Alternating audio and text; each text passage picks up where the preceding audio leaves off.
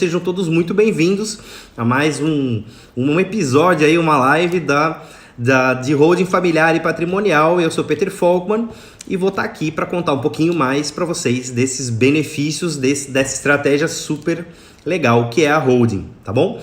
Então eu quero só fazer uma ponte rapidinho, porque também me perguntaram, cara, mas eu ainda não entendi o que é holding. Então eu vou explicar para vocês. Holding nada mais é do que uma empresa que vai ser dona dos bens da sua família, certo? Basicamente isso. Ah, mas eu não tenho nada. Tá, você não tem nada, mas talvez você tenha uma casa para herdar, você comprou a sua casa, então seus filhos já têm 2 casas, mais o que eles vão construir, então você está criando uma empresa familiar, uma empresa para gerir esses bens, tá? Então, basicamente, a holding é uma empresa que vai estar gerindo os bens. Ela vai ser detentora, controladora dos bens que você aportar dentro dela, tá bom? E aí, claro, existem inúmeras vantagens e benefícios que eu já falei aqui no meu canal diversas vezes, tem vários vídeos aí você tem que ir garimpando, olhando os temas e procurando qual é o benefício que se encaixa melhor em você, ou se todos se encaixam em você, né? Acho que praticamente todos os benefícios se encaixam para todas as famílias. Então cabe você avaliar se você está disposto a entrar nessa história maluca e super legal, super rentável, que além de proteger seu patrimônio e deixar seus filhos em harmonia, você ainda vai economizar um bom dinheiro em impostos, tá bom?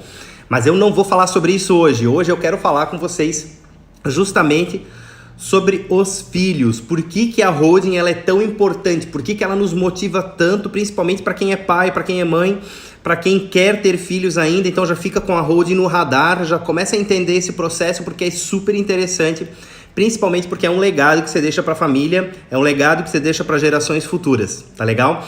E qual é o pai e a mãe que não querem, né? Que vê os filhos com um legado. E um legado não necessariamente é um legado de uma montanha de dinheiro. Eu não estou falando de uma montanha de dinheiro. E vamos fazer um exercício bem rápido na nossa mente.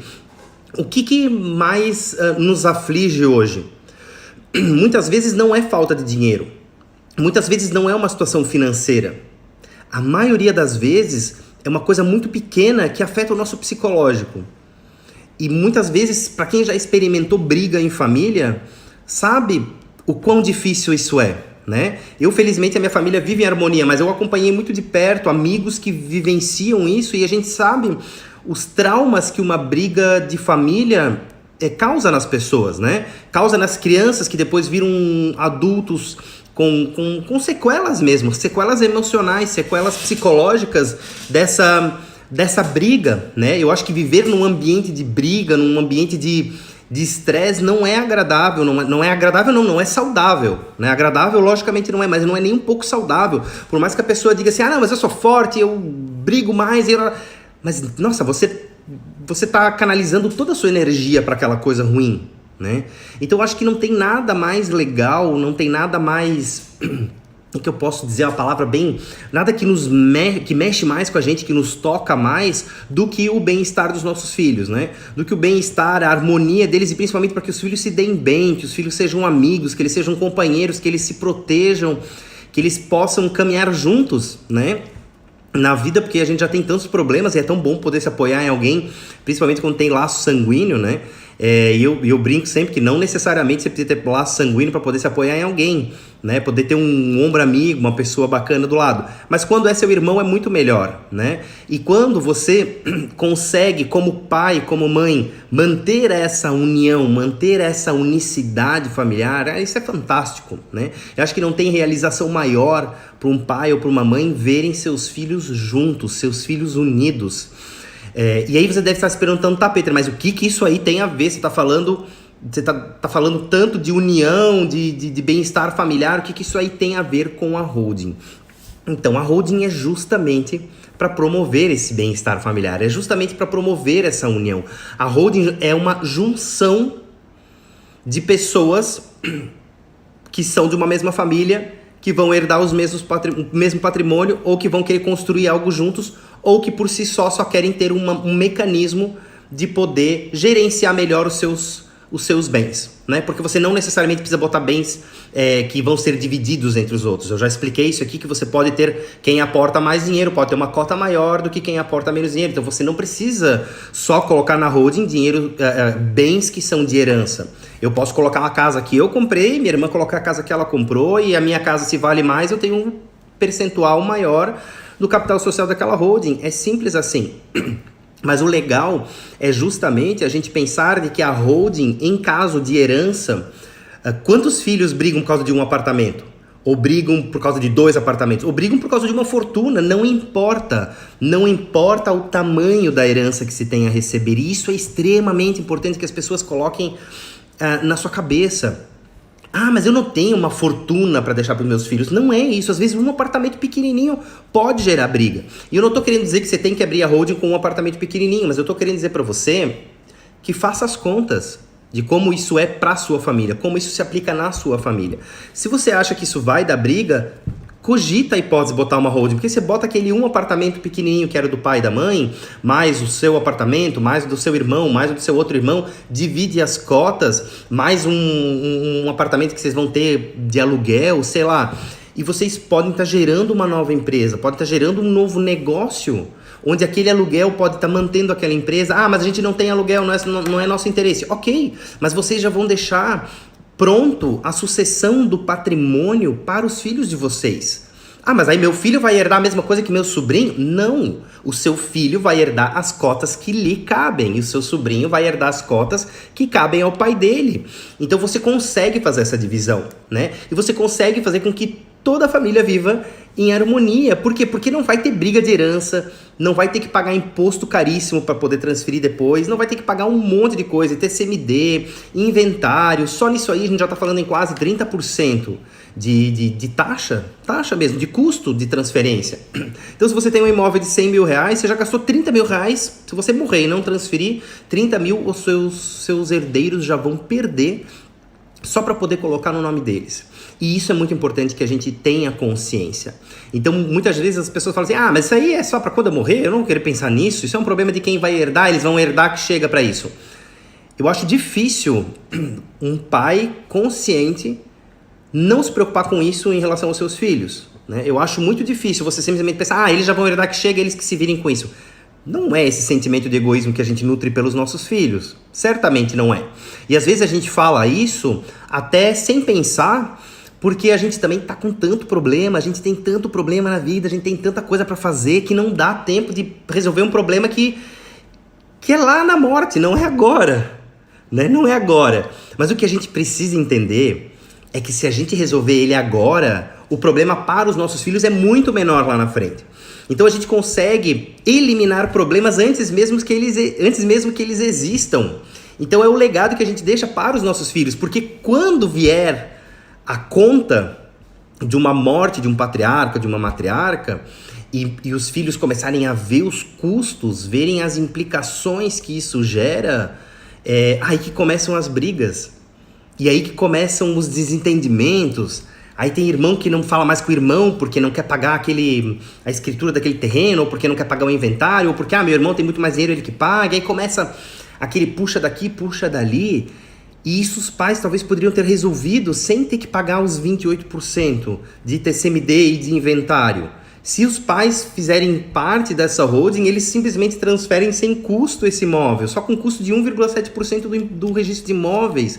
Então nós estamos falando ali de quase 30%, ou mais de 30%, porque tem o ITCMD, que é o imposto de transferência causa mortes ou doação. Então, quando o pai falece, o filho que vai herdar a casa vai ter que pagar o ITCMD, que é 8% sobre o imóvel. E ainda com o pai falecido, você é obrigado a entrar com um inventário, que é um processo judicial. Você vai pagar o advogado, e o advogado geralmente cobra 20% sobre isso, tá? Então, só para você entender, recapitular rapidinho essa parte dos impostos. Mais 1,6%, 1,7% do registro de imóveis. Então, você está pagando mais de 30%, praticamente 30% na transferência. E se seus pais abrirem a holding, você só vai pagar o registro de imóveis. De 30% você vai para 1,7%. É uma diferença muito absurda. E aí é fácil de entender por que eu estou falando que a holding evita briga, por que a holding mantém uma família em harmonia. Os seus filhos precisam, por mais que você tenha dado uma boa educação, um bom colégio, um bom estudo, uma boa criação, que seus filhos sejam, sei lá, bem resolvidos, enfim, né? Que seus filhos sejam bem criados. Mas ainda assim, é muito importante que você ensine eles a ter resiliência, a pensar no futuro, a ter uma autoestima elevada, a poder fomentar novos negócios, a serem protecionistas dos seus. Proteger seus irmãos, seus primos, seus filhos, claro. Mas que eles sejam com esse senso de proteção, de união mesmo da família. E para você conseguir isso, você precisa que a família viva num ambiente saudável, psicologicamente estável, emocionalmente agradável, que a família consiga conquistar esse relacionamento mesmo, porque isso não é toda família que tem, e eu conheço famílias que se desfizeram por completo, irmãos que não falam mais com irmãos, com irmãs, desde que seus pais faleceram, porque simplesmente não se toleram, porque brigaram por causa da casa da praia, por causa do sítio, por causa de um terreno. Não faz sentido isso. O relacionamento familiar, o relacionamento com as pessoas que foram criadas conosco, meu Deus, eu tenho 2 filhos, pequenos ainda, de 6 e 3 anos. Quando eu coloco eles para dormir, eu e minha esposa, geralmente nós estamos juntos. E é tão legal, por mais que às vezes é estressante, a gente tá naquela correria, eu também quero mais botar eles para dormir, para poder dar uma relaxada e dormir também, às vezes já é tarde, enfim. Mas tirando isso, é tão bom os momentos em que todo mundo deita na nossa cama, na cama do pai e da mãe, fica todo mundo junto, fica todo mundo rindo, conversando, contando uma historinha, rezando junto, tomando o último golinho de água antes de dormir, tomando a mamadeira. Então é tão legal esse momento, e aí eu fico imaginando como é que pode 2 pessoas, 2 seres humanos criados em famílias estáveis que eu conheço, que passaram por essa infância de dormir juntos, dessa intimidade de tomar banho juntos, dessa intimidade de rezarem juntos, de tomar o último copo de água, de dividir a mesma televisão para assistir um programa, ou sei lá, dividir o mesmo chocolate, no futuro brigarem por causa de um apartamento, brigarem por causa de um terreno, ou brigarem por causa de uma herança que muitas vezes não é tão gorda assim, não vale a pena, dinheiro nenhum vale a pena. A perda da felicidade emocional, psicológica. Muitas vezes essas pessoas não são felizes nem com todo o dinheiro que herdaram, e não é isso. Dinheiro é muito bom, e eu não estou querendo dizer que não é. Mas o dinheiro bom é aquele que você merece, o dinheiro bom é aquele que te cabe. E aquele que te cabe, que não gera discussão, que é um legado, que é uma coisa boa que teus pais deixaram, e não uma coisa ruim que vai separar vocês pro resto da vida. Tem casos de irmãos que precisam doar medula um pro outro, doar, sei lá, algum órgão pro outro, pela compatibilidade sanguínea. Então, é algo muito maior do que só um relacionamento, é algo muito maior do que, vamos dividir pelo meio aqui os meus bens e os teus bens. Por mais que a gente tenha as nossas diferenças, acho que todos os irmãos são completamente diferentes uns dos outros, eu vejo isso nos meus filhos, eu sou assim com a minha irmã, mas a gente tem o laço sanguíneo, tem o senso de proteção, e se não tem, ele tem que ser desenvolvido. E se você quer que isso seja desenvolvido, se você quer que os seus filhos de fato vivam em harmonia, de fato vivam numa estabilidade, é fundamental que você busque ferramentas para isso. E a holding é uma excelente ferramenta para isso. Ela é uma ferramenta que vai deixar tudo roteirizado antes, tudo acordado antes, tudo contratualizado antes. Você não vai ter que discutir depois o que é seu e o que é da sua irmã. Você não vai precisar fazer compensação depois. O dinheiro que você gastaria para fazer inventário e pagar o ITCMD, você já pode fazer uma compensação hoje com seu irmão, com sua irmã. Você vai ficar com a casa da praia que vale mais que o sítio, ou sei lá, ou com a casa que seus pais moram, e a diferença é, sei lá, 50 mil reais, então já vai ao longo da vida, vai pagando. 50 mil você gastaria fácil num inventário, num ITCMD, fácil. Qualquer imóvel. Estou falando aqui, um imóvel de 100 mil reais já gasta 30. Um imóvel de 100 mil reais já gasta 30. Se for ITCMD e inventário, tá? Então é muito importante, gente, que a gente pense no futuro, porque se a gente consegue se planejar, isso é muito importante. Prestem muita atenção nisso. Se a gente consegue se planejar, se a gente consegue organizar nosso futuro, se a gente consegue fazer um cronograma de vida, quando você faz uma tarefa, quando você vai desenvolver alguma coisa, você faz um cronograma, você faz um planejamento, não faz? Se não faz, deveria fazer. Eu vou comprar um carro. Que carro que eu quero comprar? Ele custa tantos mil reais. Quanto que me sobra por mês? Tanto. Então eu vou dividir o mês ali, então em 22 meses e meio eu consigo comprar esse carro. Então todo mês, durante 22 meses e meio, eu vou guardar determinado valor. Porque você está fazendo um planejamento para a compra daquele carro. Por que você não vai fazer um planejamento para herdar os bens da sua família? Ou por que você não vai fazer um planejamento para que seus filhos herdem o que você vai deixar para eles? Mas eu ainda não tenho nada. Mas pode ter? Não está trabalhando para isso? Um dia a sorte vem, né? Como todo mundo fala. A sorte vem, mas ela também vai. Se a gente não sabe usar, a gente trabalha muito e a gente precisa cuidar do que a gente junta, do que a gente tem. E a gente precisa principalmente deixar isso tudo canalizado para os nossos filhos. Não que eles não tenham capacidade para isso. Jamais. Mas se você, enquanto pai, conseguir criar esse senso de união, de proteção e juntar isso tudo dentro de uma empresa, juntar esses filhos dentro do mesmo propósito, eles vão ter um propósito em conjunto, eles vão seguir juntos. Eles vão querer viver em harmonia porque é interessante para eles, porque é muito bom, é muito benéfico para eles. Não é aquela relação de que, agora que eu já tenho o que é meu, tchau, que se exploda. Por que tem que ser assim? Né? E por que você tem que fazer seus filhos gastarem muito mais do que eles de fato precisariam gastar só por não querer ter um pouco mais de trabalho agora? Será que a harmonia dos teus filhos não vale a pena? Será que você não quer isso para os seus filhos? Tenho certeza que quer. Eu tenho certeza que quer. Eu acho que pai nenhum merece viver longe de seus filhos. A não ser que seja por um bom motivo. O filho estava morando fora, sei lá, como coisa assim. Mas tem que ter um relacionamento. Esse relacionamento pode ser à distância, mas tem que ser agradável. E não é dinheiro que vai estragar isso. Não deveria, pelo menos. Estraga muito, mas não deveria. Porque quando a gente realmente precisa, e eu volto a falar, quando a gente precisa estar numa situação de saúde muito grave, precisa da doação de um órgão, de uma medula, qualquer coisa, quem vai poder doar provavelmente são seus filhos. E eu quero fazer uma ponte aqui, seus parentes próximos, consanguíneos, né? Seus irmãos, enfim. Eu fiz isso porque me veio a fazer só uma ponte aqui rapidinho, me veio um pensamento de quando a gente fez um planejamento familiar, eu e minha esposa. Eu falo muito sobre isso de planejamento. Então, quando a gente teve o segundo filho, que é uma menina, a gente decidiu que não iríamos mais querer ter filhos e eu decidi por fazer uma vasectomia. E para quem não sabe, o processo de fazer vasectomia não é tão simples. É uma cirurgia extremamente simples, ambulatorial, mas você tem que passar por um crivo psicológico antes, você tem que esperar 60 dias, né, 2 meses de prazo de arrependimento. Então você passa por consulta com o médico. Então não é só uma questão fisiológica, mas também emocional. Você precisa...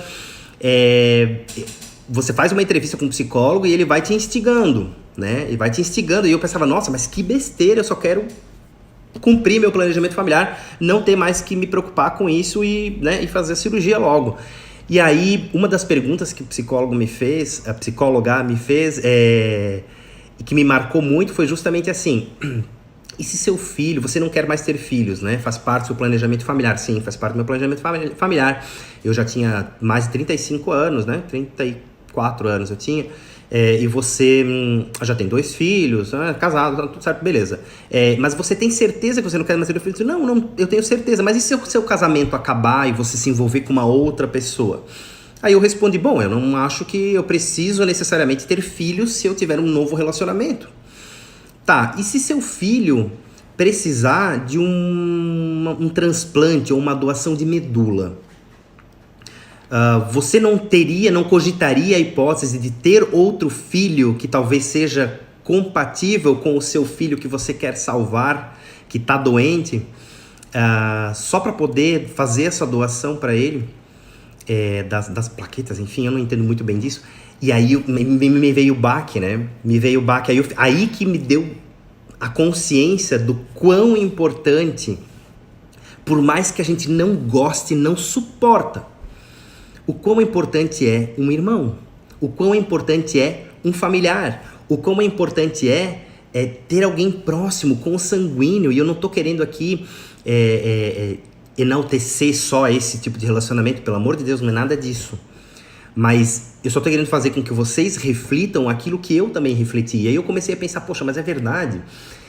Eu teria outro filho para salvar meu filho, lógico que eu teria. E eu fiquei balançado, eu realmente fiquei balançado. Mas aí a gente acabou optando, né, por seguir com o nosso planejamento e tudo mais. Mas a reflexão, a alusão que eu quis fazer é justamente essa. Às vezes a gente não se dá conta. A gente brigou com o nosso irmão por causa de uma casa da praia e às vezes esse irmão pode ser a salvação da nossa vida. E o que vale mais, a casa da praia ou a sua vida? O que vale mais, aquele terreno ou aquela casa velha, às vezes do seu avô, sei lá. Qualquer coisa, nada vale mais que a vida, nada vale mais que isso. Nada vale mais do que você ter com alguém para poder contar, Peter, mas você tá sendo muito romântico, você tá fazendo uma tragédia, uma cena em cima disso. Não é. A gente não escolhe o nosso destino, a gente não escolhe o nosso futuro, a gente não sabe o que vai acontecer, os imprevistos não escolhem, não avisam. E a gente não sabe quando vai ser a nossa vez de precisar mesmo de alguém, de um irmão. Ah, mas eu tenho amigos, quem tem amigos tem tudo. Tudo bem. Eu não tô querendo dizer também que você tem que ter irmão, 2, 3 filhos, não tô querendo falar isso, mas eu tô falando que se você tem isso, se você tem essa relação preservada, se você é pai e mãe e seus filhos têm uma boa relação, mantenha. Faça de tudo para manter. E não adianta confiar só na educação que você deu para eles, não. Porque o mundo tá cheio de tentações, tá cheio de coisas que nos tiram do foco, que nos tiram do caminho, que mudam o nosso pensamento, que mudam nossos gostos. E uma vez que você contratualizou tudo isso, você, além do laço consanguíneo, você colocou o laço da lei ali dentro. Você colocou o laço da palavra escrita mesmo, da palavra, da garantia, da proteção. Você disse aqui, meus filhos, está aqui, vocês não precisam dividir nada, o máximo que vocês vão fazer é dividir os rendimentos, se houver aluguéis. Se não houver aluguéis, no futuro vocês vendem ou alugam a minha casa quando eu não estiver mais aqui, dividam esses aluguéis, mantenham esse patrimônio na família, não gastem um monte com inventário. Quantos meses de aluguel, por exemplo, vão pro ralo com essa história, né? Então, com esses custos de transferência sem planejamento. Então, é muito importante que a gente tenha esse sentimento, essa preocupação com o nosso futuro. Por que a gente se preocupa com a aposentadoria, mas não se preocupa com a sucessão familiar? E quando eu falo sucessão familiar, eu falo sucessão do patrimônio, não falo só da empresa. Claro que quem tem empresa é mais ligado nessas coisas, às vezes quem é profissional liberal não se liga tanto, ou às vezes quem é funcionário não se liga tanto, mas também precisa planejar a sucessão familiar. E eu tô falando sucessão familiar, para quem você vai deixar seus bens? Para quem você vai Ah, mas eu só tenho uma casa e um carro, e daí? Quanto as pessoas que vão herdar vão gastar para poder herdar esse seu carro, essa sua casa, sei lá, as coisas que você tem? E às vezes assim, eu tenho uma casa, eu volto a dizer, eu tenho uma casa, mas eu vou herdar uma do meu pai, eu vou herdar uma do meu sogro e da minha sogra. Poxa, então meu filho já tem 3. Ah, mas a do meu pai não é só minha, porque eu tenho uma irmã, tá bom? Então, de repente, a minha irmã pode ter 10%, 15%, 20% dessa holding e evitar dela pagar os custos de transferência e inventário também. Ela e eu. Mas aí meus sobrinhos também vão ser donos. Sim, já falei isso. Eles podem ser sócios também. Eles vão herdar a parte que cabe a ela e você pode botar seus bens juntos. Ah, mas aí se minha irmã tem um nome sujo, ela tem dívida, não sei o quê. Não confunde, não mistura. Na holding não mistura. CNPJ não mistura com responsabilidade de outro CNPJ. Então, se sua irmã tem algum problema numa empresa que ela tem dívida, ou mesmo no CPF dela, ela não vai comprometer o seu patrimônio dentro da holding. Ela vai, no máximo, na pior das hipóteses, muito remota e muito longínqua, tá? Ela vai responder com as cotas que cabem a ela. E tão somente isso. Então, não tem porquê a gente não considerar o fato de ter uma holding. Mesmo quando a gente acha que tem pouca coisa. A gente tem pouca coisa hoje, mas a gente pode ter muita coisa amanhã. Quando eu comecei a holding, gente, eu falei isso também aqui, eu não tinha nenhum imóvel, eu não tinha nem dinheiro para comprar um imóvel. Aí eu comprei o primeiro imóvel, já contei essa história para vocês também. Então, comprei o primeiro imóvel, fui quitando ele, depois a gente abriu a holding, aí o rendimento daquele imóvel foi bancando a holding, assim a gente foi, né, crescendo e evoluindo. E eu digo para vocês que hoje ela virou um negócio.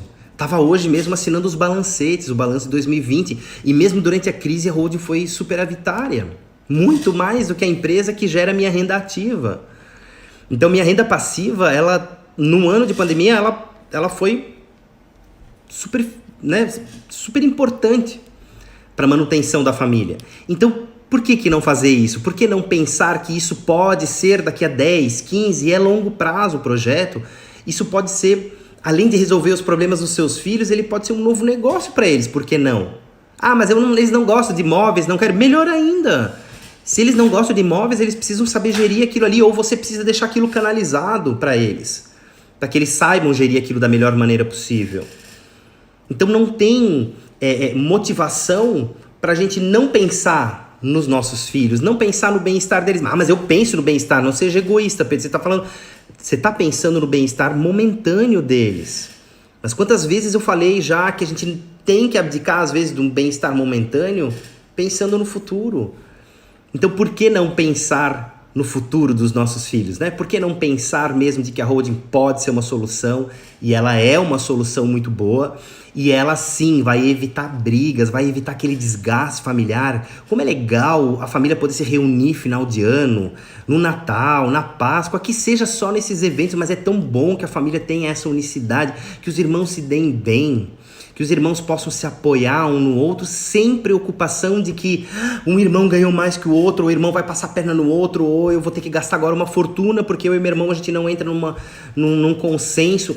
E como é ruim quando você tem um imóvel em conjunto, por herança, e você precisa queimar ele, vender a preço de banana, porque seu irmão está precisando do dinheiro, porque quer o dinheiro, e fica fazendo uma pressão em cima, e você sente que o seu patrimônio, as suas memórias, porque às vezes é a casa da avó, às vezes é a casa do pai, está se derretendo. Está se derretendo justamente porque os irmãos não se programaram, o pai e a mãe não se programaram, enfim, porque não evoluíram nessa ideia. Isso é muito ruim. E eu quero justamente deixar instigar vocês a pensarem justamente sobre isso, de que às vezes a gente dá uma boa educação, criado em princípios religiosos, sei lá o que você acredita, de boas maneiras, boas políticas, enfim, a educação que você acha que é boa para o seu filho, ela pode não ser o suficiente para manter a harmonia dentro da família, tá? Ela pode simplesmente, ela vai sim ser um grande divisor de águas, ela vai ser decisiva, uma boa educação sempre é e sempre será um grande cerne, né, do desenvolvimento e de fomentar novos seres humanos, né? Que é o que nós pais fizemos, a gente cria seres humanos e é uma tarefa de imensa responsabilidade. E a gente criar seres humanos saudáveis, não só fisicamente, mas também mentalmente, é fundamental. Hoje, principalmente em anos de pandemia, eu não tenho os indicadores, mas eu estava lendo sobre isso esses dias, de que o mundo está adoecendo, né? Psicologicamente doente, porque a gente viveu um impacto muito forte, né? A pandemia nos mudou nosso destino, mudou nossa forma de viver, mudou nossa rotina.